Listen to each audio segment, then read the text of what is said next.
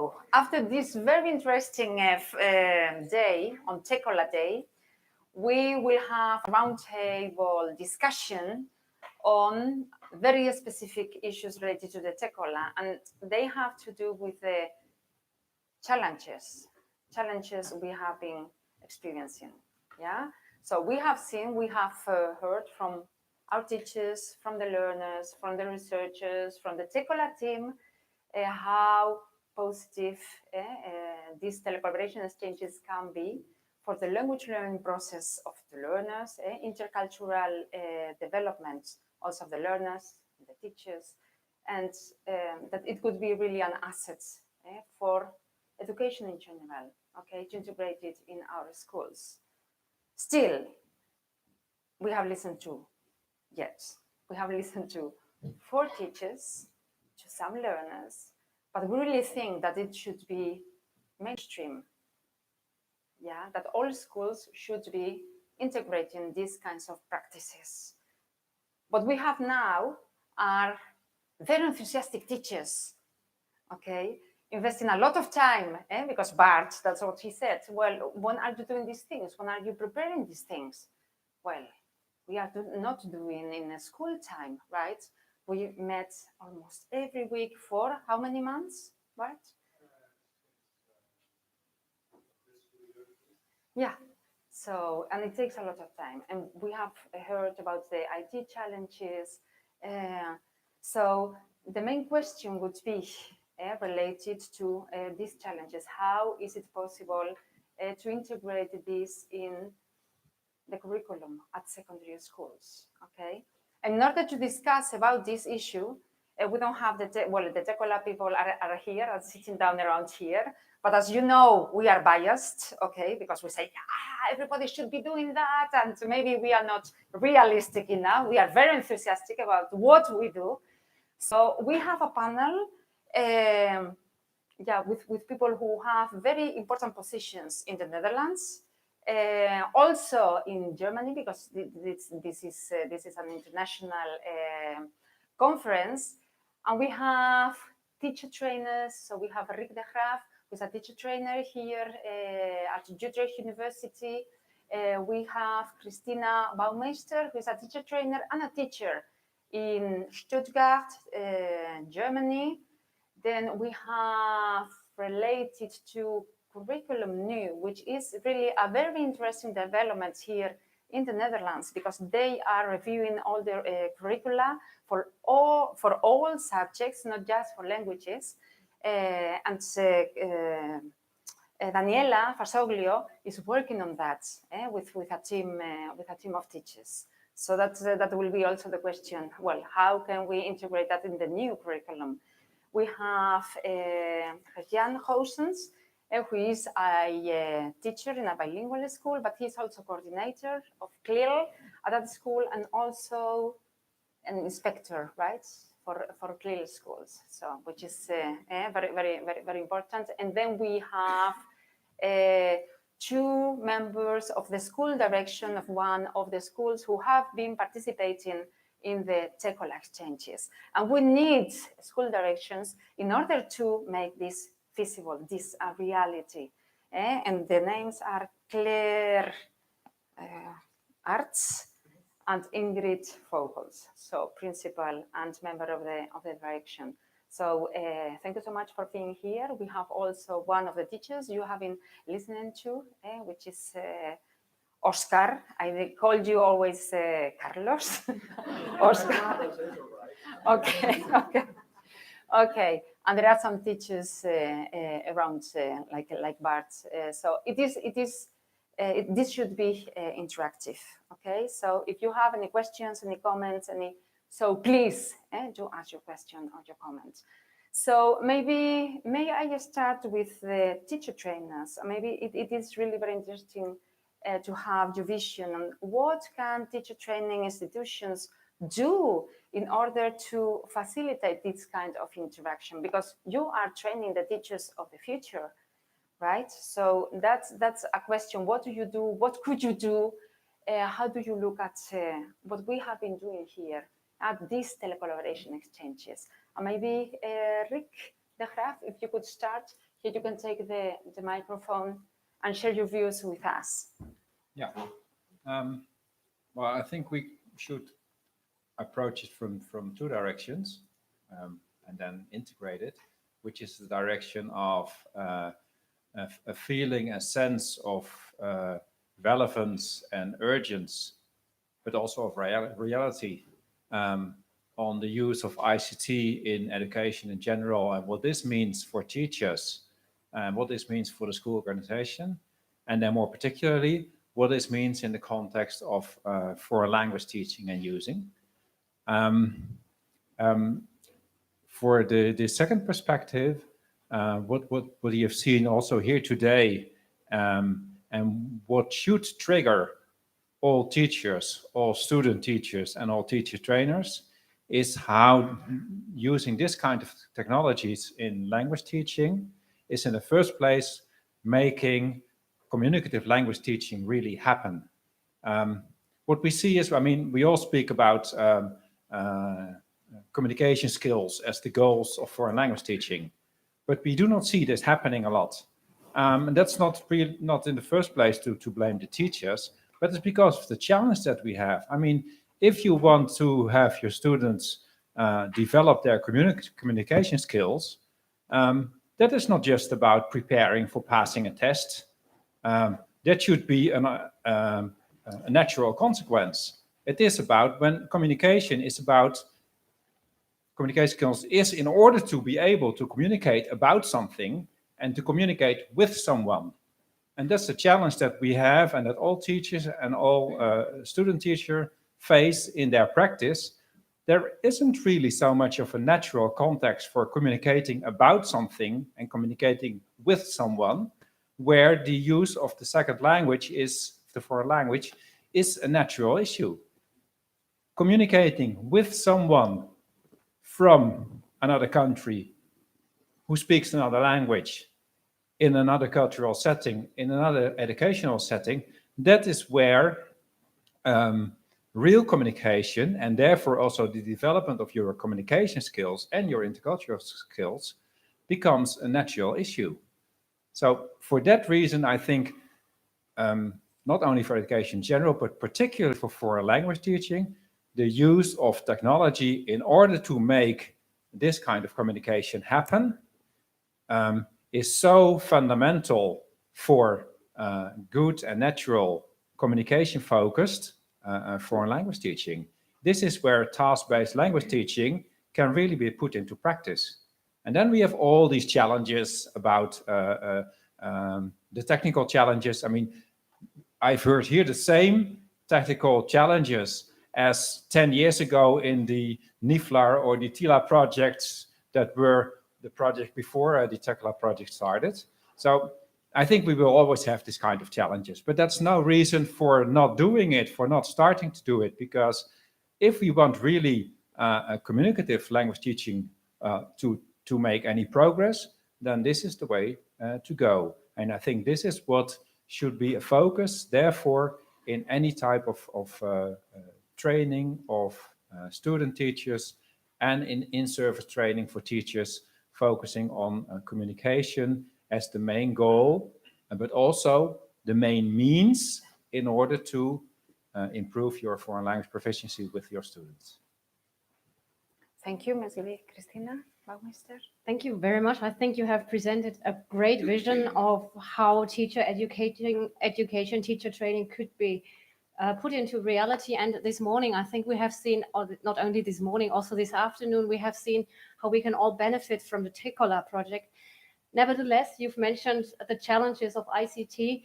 And I think especially I come from the south of Germany, and we're faced with a lot of challenges there because our reality is a bit different from the Netherlands, I guess. Or as I've heard today, we talked about Padlet, we have heard about WhatsApp, and basically we're not allowed to use most of these kinds of technology. Other technology, there are always issues about privacy, data protection when it comes to Germany. I think it isn't a European issue, but especially in the south of Germany, it is very strict. And basically everything that is on American servers is not allowed to use. And we have to deal with that challenge. And most of that great technology you've been talking about the whole day is not possible for us. And this is a challenge for us because we can't tell our teacher trainees use it because it's great if it's against the law. And that is a big challenge for us, especially. I don't know whether you recognize this problem as well. This is a situation in southern Germany. What about our situation here? Do we have problems with this kind of privacy issues? Maybe perspective from the school boards? Maybe. Or don't we just care? Yes, does this work? Yes. I have my own microphone. Wow. Well, of course, there are issues of privacy, but you can attack that. I think you can make appointments with the parents. You can let them write a letter, or you can tackle that problem, I think, if you want to. Yeah. And this is in fact not possible in Germany. Yeah, so that's a it's problem. really, Yeah. it's not, I mean, there are issues, as you said, like for photos, you could let Yeah. them sign, but it's not possible to use WhatsApp, for example. Padlet is like in a gray zone, and other programs are you always have to check. Google Docs, for example, that you were talking about this morning as well, are all, well, it's all not very safe to use or not really recommendable. So you have great opportunities, and I guess like you have Moodle, you have mentioned Moodle, so we always have to check what we could use for our project. Yeah, maybe a question now to curriculum new to Daniela Fasoglio. Do you see opportunities, possibilities to integrate telecollaboration projects at schools? Yeah, you have been working with a team of people, right, in the new curriculum. So is there a place for telecollaboration? First of all, probably it's a useful piece of information for people who are watching this to say that we are undergoing in the Netherlands a huge curriculum reform, revising the whole of the curriculum in primary and secondary education. And 9 learning areas have been individuated. One of them is more than 4 languages. And my answer is yes, but provided that we manage in let a paradigm shift happen in education, actually. Language learning has been seen in the last years as a technical ability that you acquire. You learn grammar, you learn words. But learning languages is so much more than that. So the first thing we should ask ourselves is why should pupils learn languages in education? And I think the answer is composed of 3 things: to communicate, to reflect on metacognitive aspects, and to become intercultural competent. If we manage to realize that, to make people realize of that, and to provide for a paradigm shift in the whole of education, then the place for the use of technology in this way will be a natural one. So you will even not need to ask the question, actually. And if I look at the curriculum, I see chances for this project, of course in materials, but also in establishing of learning goals. Is it clear why we are using this technology? This is what I was wondering this morning while watching and listening to this beautiful presentations and experiences. Are we teaching pupils only to communicate, so to put into practice what they learned in vocabulary, in grammar? Do they know what it means to become intercultural competent? Do they know that if they try to make an appointment with a Spanish girl or boy in Valencia to eat together, that they should not show up at 6 o'clock in the evening, for instance. Do you know when people will get offended when you use some words instead of others, some expressions instead of others? Do they realize what body language means in cultures, etc., etc., etc.? I think I could go on for half an hour. I think this can be one of the strong points of Tekola, giving a platform to students, to pupils, to practice these things besides communication, because communication is so much more than using a language as a system. Did I answer your question? Well, I think that's indeed that's one of the main issues within Tekola.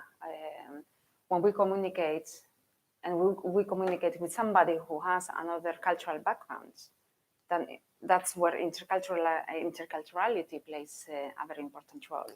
And these are issues that we are addressing through the tasks we give to our learners, and also preparing them to carry out the tasks. And there were some examples, for instance, that they were talking about, empathy building. Well, empathy building is very closely related to interculturality as well. So we are addressing different things: polite, being polite, not being polite, talking about cultural differences and similarities. That's one of the foci of many of the tasks. And you were talking also, you were talking, with interculturality at low level and interculturality at high level. Yeah, where the focus is on intercultural issues, and the low level when they are exchanging information, and they are exchanging information with somebody who has another background. And then the key issue is, after they have carried out these tasks at low level or at high level, to reflect on those intercultural aspects. Exactly, and Experience that should be and reflect. One of the parts of the new core curriculum for foreign languages. Yes. If we want to respond to the needs of this society, which is changing, then we have to do these things. Okay, thank you. Yeah. That's very interesting, because actually in Germany, this has been like the core issue since 2004 already. And we have had a new curriculum since 2016. And we have like this, it's really the focus, intercultural communicative competence, and everything. You talked about grammar, you talked about vocabulary, you talked about politeness situations. And this is just basically seen as leading to intercultural communication, all the skills that are involved. So I think it's really important to focus on that issue from my own experience from our country. I know, we looked at your curriculum and we asked.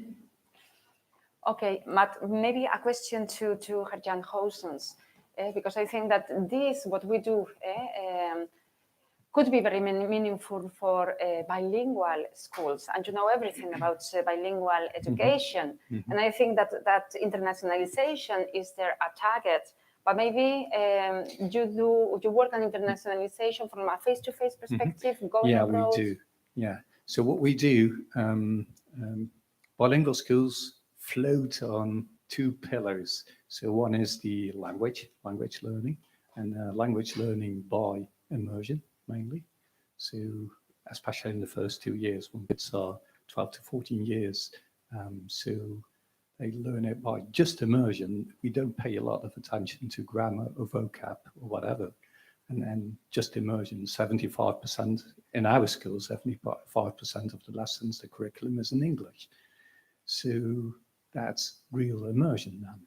And the other pillar is learning international and intercultural skills. And what we do in bilingual education, we do it in real life. And so I think just to make a ongoing curriculum out of it, starting at 12 years old up to 18 or so, tele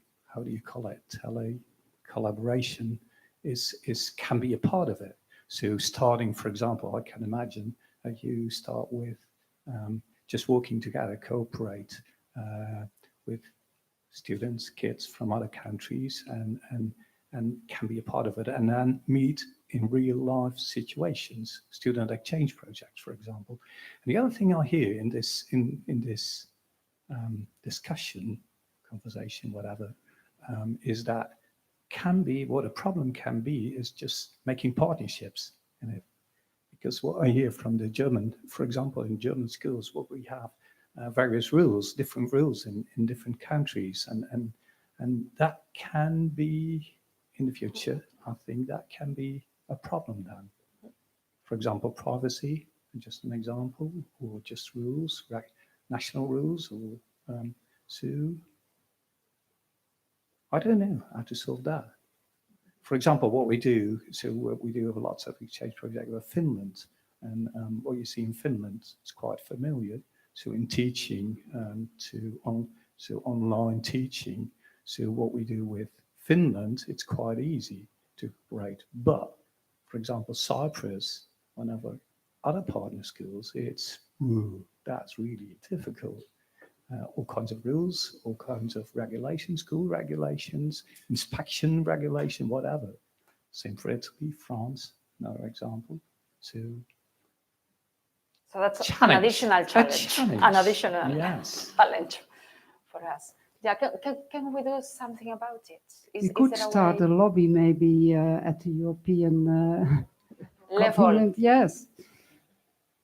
Because if when we talk about globalization, then we should at least start in Europe and get all the rules in sync together. Then we can better have communication. Yeah. But also, I would like to add that I think Tekola is one of the very good ways to teach languages, but you have other ways. Often I have the idea that this is wonderful, but if all the teachers are going to practice this, then for students, you have to have some diversity. And we saw today also that one of our students has learned English from watching movies. That's a passion for her. So that was her way to learn the language. So if all the students, English, German, French, have to do the same games, of course, that cannot be the goal, in my opinion. Yeah, but maybe you had a presentation on differentiation this morning. Maybe you could. Yeah. I will take that one. Yeah, I mean, first of all, it's not the idea that all the students should do that now every time. So it could be one part of language teaching to have this interaction. And so, yeah, and it's a blended learning process also. So you prepare students in the classroom, face to face, and then they have their meetings or games or gamification elements, use these in their tasks. But it's the combination, and it's also a differentiation with regard to the different tools they use. But it's not, well, we don't want to replace classroom teaching by using telecollaboration. So it's just an additional option to enable students to have an authentic communication and to practice what they have learned in school. Yeah, and from my point of view, if you have a teacher like Bart in our school who has done this as a hobby, you did it in your free time, I encourage that. And then when it's a success, then I build a platform for him so that he can introduce that into school. So this is really an example of bottom up, and that works far more better than when I would say from my point of view, and now we are all going to introduce this. So I'm glad you took this as a hobby.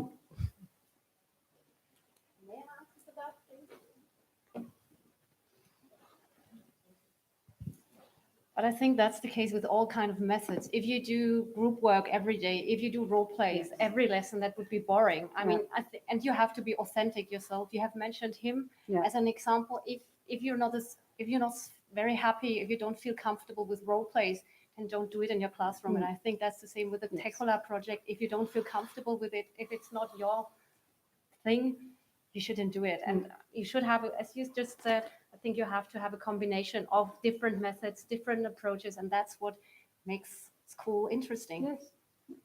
I like to say, about the thing about interculturality. No, I'm special. I've got my own microphone.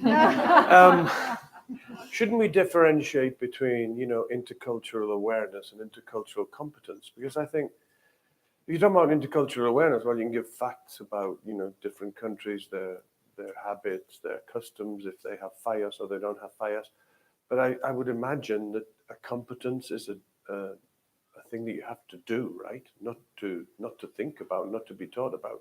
So I think the only way is either meeting foreign students by actually going to the country, which is only for rich kids, or which is true, or through something like Tekola, which, although expensive, is a lot less expensive than sending a child to England for 2 weeks or a month. So I think not Tekola, the telecollaboration thing, virtual exchange, whatever you want to call it, is the only way to go to reach some kind of competence.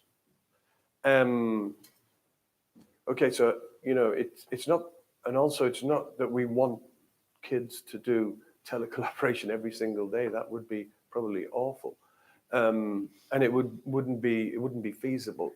But I think when you see the kind of motivation, the kind of enthusiasm that you see from children who meet, because let's face it, in a normal classroom, what do? They say, talk to your friend about your holidays. And you say, well, I know where that person went on their holidays. This kind of thing. I know I'm exaggerating a little bit, but if it's actually with people they've never met before from actual different countries, then it's a different dimension altogether, I would say. Yeah, I think that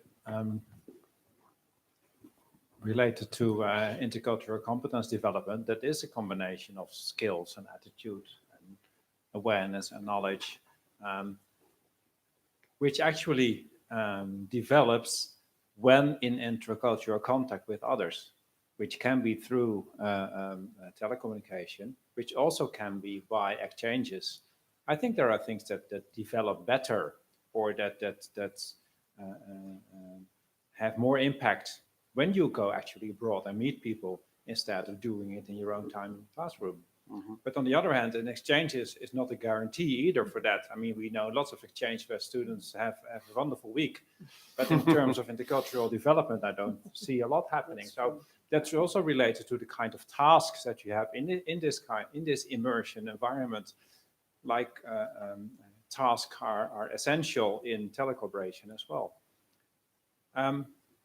One more issue related to intercultural competence development, that's not only related to foreign language learning and to contact with people in other countries, other European countries or on a global level. Schools in a rural area, getting in touch with schools in a large city area, or schools with pupils from different cultural or language backgrounds, schools, pupils from at the pre-vocational level, and maybe a school next door with pupils at the pre-academic level, because in the Netherlands, secondary education is very streamed. And maybe those pupils don't even meet, whereas the schools may be just 2 blocks away. And here there will also be intercultural differences between students at another level. And this kind of understanding and this kind of development is also essential. So we could say that maybe intercultural development at a large scale can help also the understanding at a smaller scale, but the other way around as well. So we should not focus just on the kind of exchanges with pupils in other countries, with schools in other countries, but also see what we could do at a much smaller scale, which is just as essential as the international intercultural exchanges. Actually, you are talking about a habit of mind that schools should develop and teachers should have in themselves. And then if you have that habit of mind and go to interculturality in your classroom, because you have different languages in the classroom too. You don't need to go abroad. A countryside and city and the countries, the neighbor countries and the rest of the world, then you can use these tools to let this thoughts and this attitude live in the classroom actually every day, and then Tekola can be integrated in a vision on education and not as a sort of standalone tool. Mm. And I would like to contradict your idea of just talking to your partners, to your friends in the classroom. I mean, we teach English at the C1 level as well at secondary school. And it's not just about talking to your friends, but it's about literature as well. I think you can gain a lot of intercultural competence also by analyzing and talking about literature. And this girl over there, she's mentioned Netflix this morning or this afternoon. Yeah, I think it's very interesting. Most of my pupils, they watch Netflix. And I think that is something you can also integrate. I use YouTube videos. We watch Amazon Prime as to give an alternative to Netflix. I think there are a lot of ways of training intercultural competence.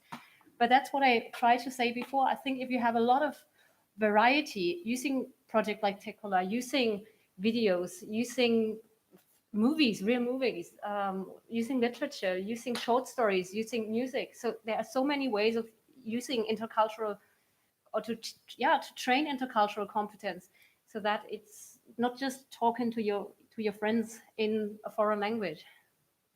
Yeah, but I think when you have these conversations in Tekola or whatever platform it might be, it's the intercultural mixed with the interpersonal, where you're actually dealing with a real human being, from a different country, and it's difficult to simulate that. That's what I mean. Yeah, of course you can do lots of stuff, with regards to awareness, but I have my doubts about whether. Also, it's true that no matter how much of that you do, you can still get people who do not benefit at all from that. That's absolutely true. They spend 6 months in Spain on Erasmus, and they go back and they're no wiser about Spain. That happens, of course. I mean, and the tasks that we use can only do so much. It depends on the individual to a great extent. Yeah. Okay, there are some questions over here. There is Ellie who wants to say something. Kurt, and I think there was yes, from what I'm hearing, I think it's all about schools, absolutely, but I think it's also about training our language teachers and giving them all the competences they need in the 21st century. Because if we think this is not for me, I'm not gonna use it. We all have mobile phones. We all use technology. There are so many ways to implement technology into the classroom. As much as I'm not too sure how to teach intercultural competence. If we have been language teachers, that means that we have probably experienced interculturality so many, many times. And maybe it is just to be taught and to be told how to apply it, how to use it in your classroom, and putting that in the teacher training courses. When I first met Oscar, I can see his face still in his primary school saying, Ellie, I cannot use technology. I'm so bad with technology. You're going to have to come every week in every session. And I said, it's Padlet. It's a wall as if it was your board. Believe me. No. I cannot even create an account. He likes it now. He does his own things. He does his own things. So I think it's just like giving them that support. I think in many countries, we still train our language teachers in ways that are a bit old-fashioned, I believe. No, I have to remind you that we're talking about Tekola like something that you can implement. It doesn't have to be the only one way you teach, And of course, when you see something for the first time, you feel like, maybe this is not for me. And it happened to me. I was really panicking. And I said, no, it's true. I said to her, I mean, apart from WhatsApp, I'm not into Facebook. I'm not into, well, now I opened an Instagram. I'm not really sure how to use it. I said, Oscar, believe me, this is really easy. And she taught me, I learned, but I have to say that my children taught me even more. She told me, Mr. Basel, I don't know what that is, but we will learn together. And I learned from them. So it was really easy, I have to say. But I think it's the first reaction that we always have when we don't know something. We always do like, okay, let's see. But you have to go one step further, like, okay, I don't know how it works, but let's try it. If it doesn't work for me, okay, maybe I can find something else. Yeah, I'm glad that we moved back to technology. I mean, I would love to discuss intercultural communicative competence and also from a pedagogical perspective. I mean, I just love it. It's the easier topic for us here, and we could continue on and on. But there are these problems regarding using technology. There are these practical problems. These can be solved. There are these legal problems. They also will need to be solved. And I don't think it's just in Germany. Just the other day, we heard from the Valencia school board or something that they said, no, you can't use Padlet anymore. So it's a more general thing. And I think it's triggered by some European decisions. So I very much like your suggestion that we need a European initiative. Part of this initiative needs to be a careful analysis of the problem. In Tekola, we use Google Docs, we use Padlet, but without students having their own accounts for these systems. So there are no privacy issues here, but this is just not seen. This is a general reaction, very much triggered by Facebook and Facebook-related problems, and maybe some misuses by some teachers. And it requires a more differentiated analysis and also a different attitude from, I mean, I think privacy is very, very important. Data protection is very, very important. But instead of saying, well, we protect data and privacy by not allowing certain tools is the wrong move. We rather need to change our ways of using these tools. And I think our school boards, national and across Europe, should be strong enough to negotiate deals with Google and Skype and these companies who are interested in getting into education, to find solutions so that we can use these tools for educational purposes without infringing on privacy and data protection things. At the back.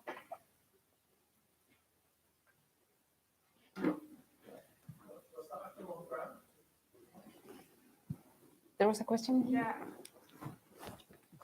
Already answered before I could ask it. It was, well, sorry, back to intercultural competence again, because I'm a teacher of Arabic. And I think in the Netherlands, there's already so many cultures. So I wondered, could we also look at it in two ways? Like we have language teaching in a new curriculum, maybe intercultural competence could be seen separate. So it doesn't necessarily have to be in the target language. Say if you teach Spanish, you can also do that in Dutch because it's a compass. Does it really has to be with a Spanish person or German? Does it really matter where the person comes from? Or is it just a way of thinking and comparing culture, and it doesn't matter too much whether it's between city and, Puebla, now I'm thinking city, a rural area, or it's from different cultures. We're in your country, because I think a goal of the education is also to be a better citizen in your own country. So I want to ask Daniela, could it be a separate part in a curriculum, or could we dedicate part of the language class maybe in Dutch in the Netherlands, and that it's not so related? Because at the A1 level, how deep can we go with the intercultural understanding, because we're so limited in what we can say? Yeah, that's an interesting question. I think this is related to the question of the functionality of the use of the target language. Which target do you want to achieve? Which goal do you have? If it's functional to use Dutch in order for students to achieve a certain learning goal, then use Dutch. Or if it is functional to communicate in French with some people in Morocco, then you can use French. I wouldn't mind using any language, provided it is functional for the goal that you want to achieve. And I think citizenship should be part of the whole curriculum and come into several subjects and receive attention in several kinds of lesson. I don't know if I answered. But yeah, but I wonder whether the language teachers who are used to one kind of way of teaching, well, okay, you also have to do interculturality now.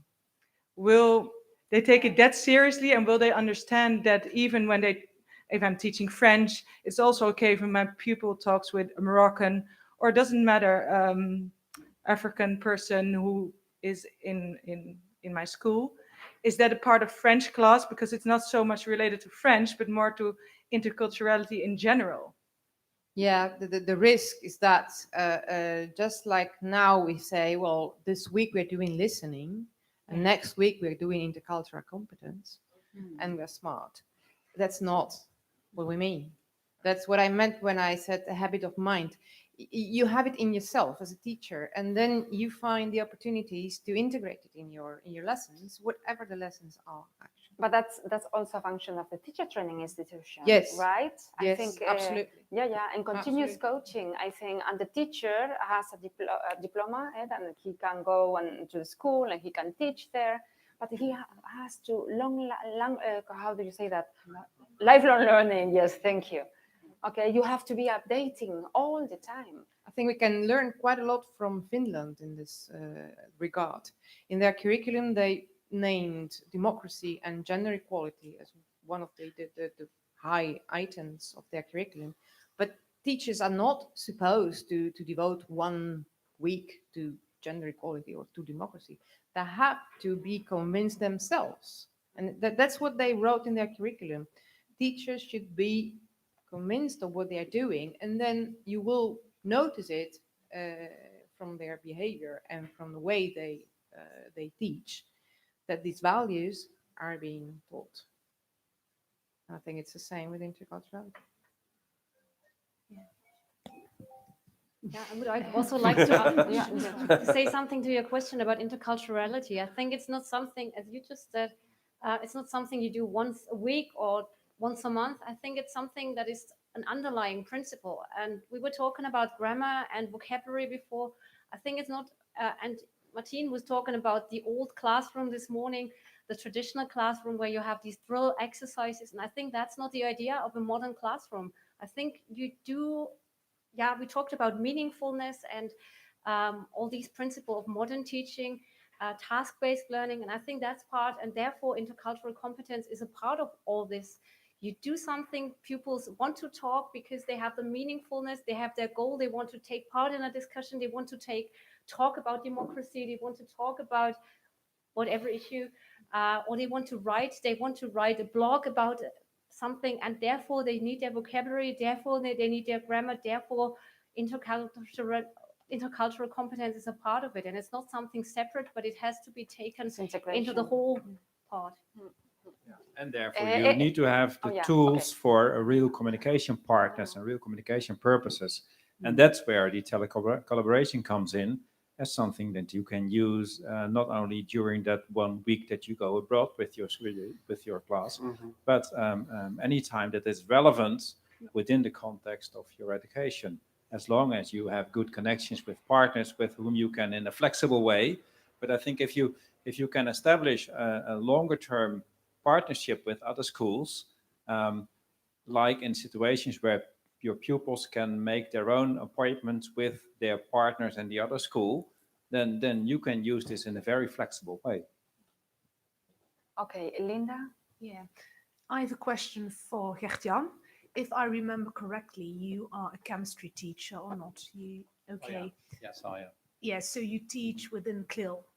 And concerning the topic of the roundtable discussion, I was wondering which potentials do you see concerning telecollaboration for your subject or other CLIL subjects? Because we're talking mainly now about language learning, and I'm interested how a teacher who doesn't teach language, what's your take on it? So it's part language learning, especially English, is part of our curriculum. So every teacher, subject teacher, is teaching languages. So I'm not a language teacher. That's something completely different, I think. But so we focus on language feedback, etc., and things like that as a subject teacher. But I think just an example, what you could do in chemistry, what you could work together with, for example, students from other countries in Europe or whatever, you can work together in some kind of a project. You can give them some kind of problem to solve together, and giving problems, all kinds of issues, or talking about gender issues or whatever. But in chemistry, for example, to give them kind of problem, work to solve it all together online, to work together. But just a bit back now, I think I'm working in a multicultural school. 40% of our kids are from other countries. So we have 50 to 60 kids from 50 to 60 countries in our school. So talking about learning about multicultural skills, this is it. This is what you learn. This is what you see. So working together, real life, every day.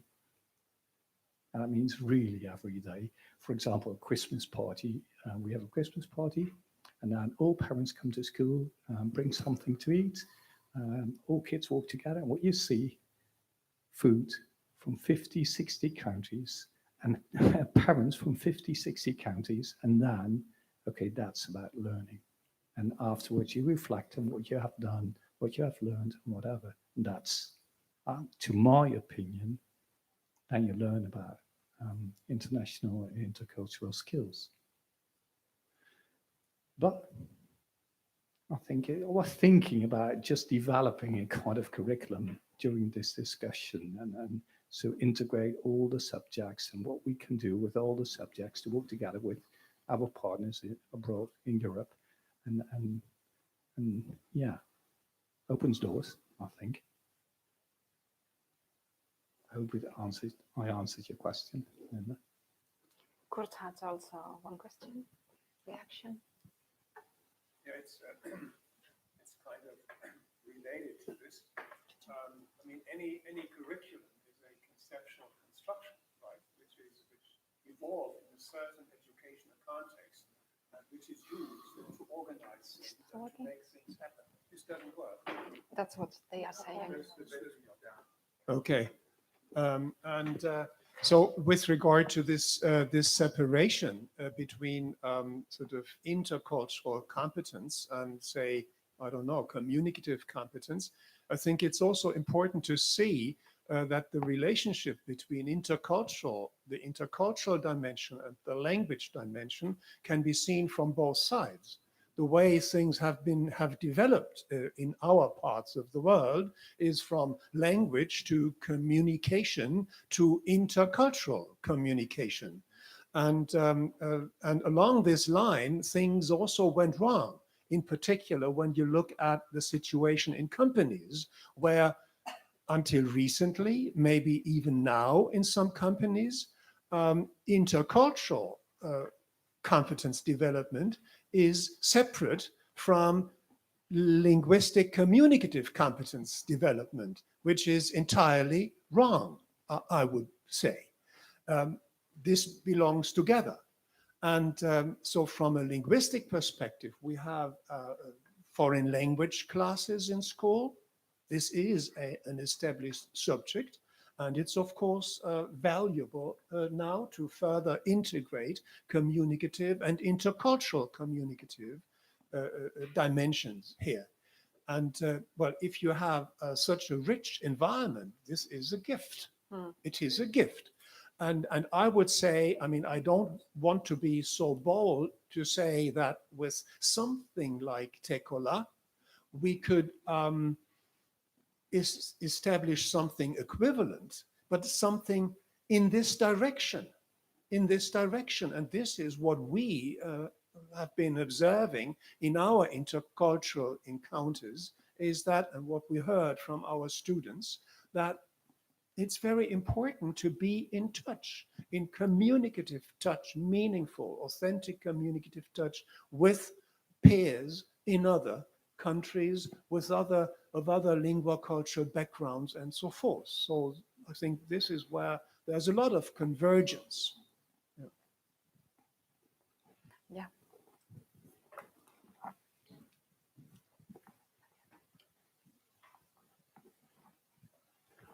And what we have seen, I think, from Linda's presentation and from your research is that for this you need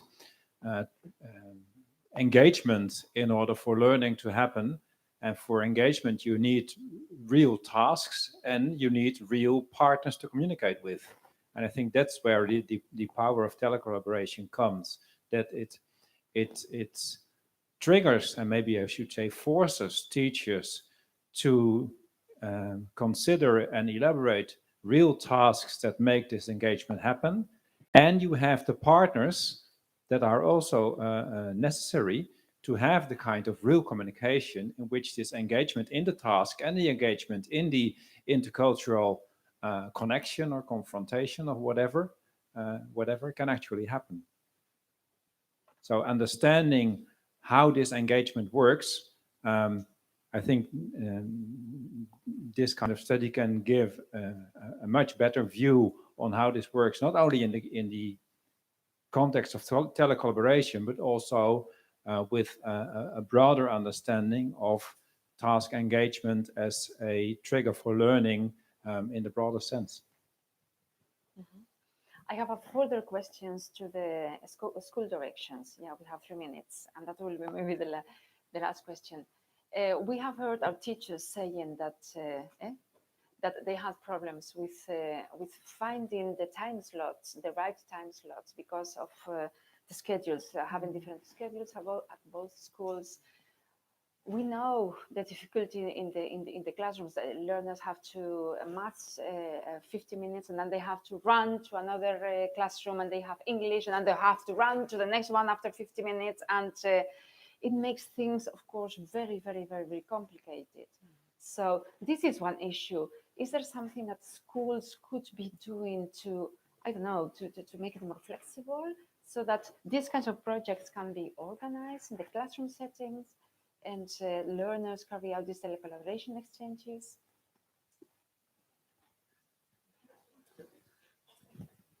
Yes, of course, there's something to do about that, but Yeah. I don't know the solution right now. But we, in our school, we are thinking about the flexibility of our schedule. But then we have to deal with the other school. And maybe Bart can much better explain what the problems are between the school in France and our school. It isn't working? Okay, I will run. I'll run. Okay.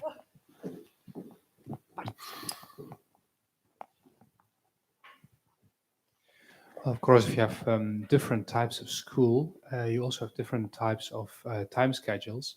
And for example, the school in France had a very large break in the afternoon, meaning that there were only so many times that were really identical to our 45-minute time slots. And in fact, we started to arrange, to synchronize our timetables a year prior to the project.